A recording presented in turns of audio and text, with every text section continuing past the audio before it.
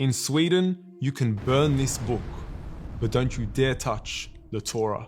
A 34-year-old man has just been prevented by Swedish authorities from burning the Torah in Stockholm, Sweden, outside the Israeli embassy.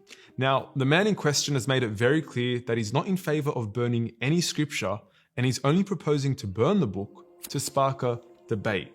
Now, although his intended plans will not be going ahead after the Swedish government and the Jewish community stepped in, the entire situation has left us scratching our heads.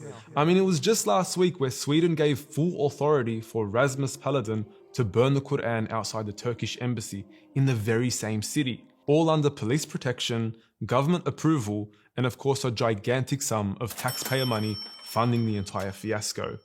In fact, we even witnessed the Swedish Prime Minister and Foreign Minister come out publicly to defend the depraved act, saying that although they're not supportive of what took place, it was still freedom of expression. What is going on? What exactly is this freedom of expression that you talk of? Because to anyone with a basic level of intellect, the only thing we're noticing is freedom of hypocrisy, where we have one rule for anti-Muslim speech and another rule for everyone else. Now let me be clear, burning any holy book or scripture is totally and utterly unacceptable. The Torah is a book that Muslims have utmost respect for, a book that God describes in the Quran as being one that was sent down in its original form with guidance and light. It's a depraved act to burn any religious scripture. But why the double standards? The truth is that freedom of expression is nothing more than a baton that Europe uses to clobber minorities with at their discretion. A baton that is selectively applied to humiliate some and defend others. These same European countries that sanctify freedom of expression as though it's a pillar of Iman or faith are guilty of penalizing certain forms of speech themselves. According to Swedish law, insulting the king could land you in prison for 2 years. In France, insulting the flag, 6 months in prison. In Germany, insulting the flag, 3 years in prison. In Denmark, insulting the flag, 2 years in prison. Even questioning the Holocaust in France could land you with 1 year in prison. It's hypocrisy in its finest form. You either believe in freedom of speech or you don't. You can't selectively apply it whenever it goes in your favor. And as much as people would like to position this as a discussion on freedom of expression and healthy criticism of ideas, this is not about freedom of debate. It's about the freedom to incite hate.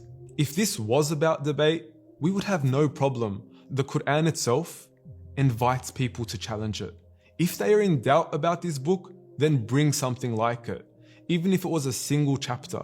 Find an error in this book if you claim it's not divine. A challenge that has left its detractors with no other response but to burn the book. How pitiful. My honest advice is to stop burning and start learning.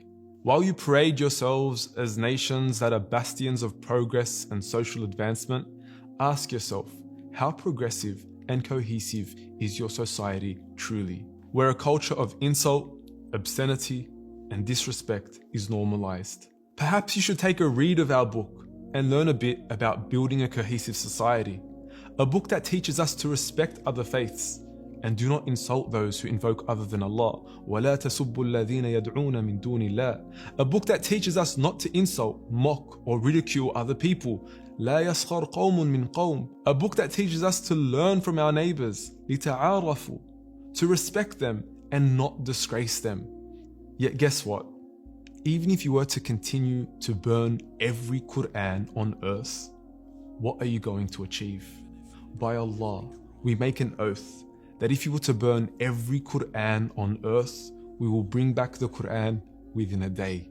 Cover to cover, page to page, word for word, and letter for letter, to even the subtle vowels and diacritic marks that are on top of each and every single letter.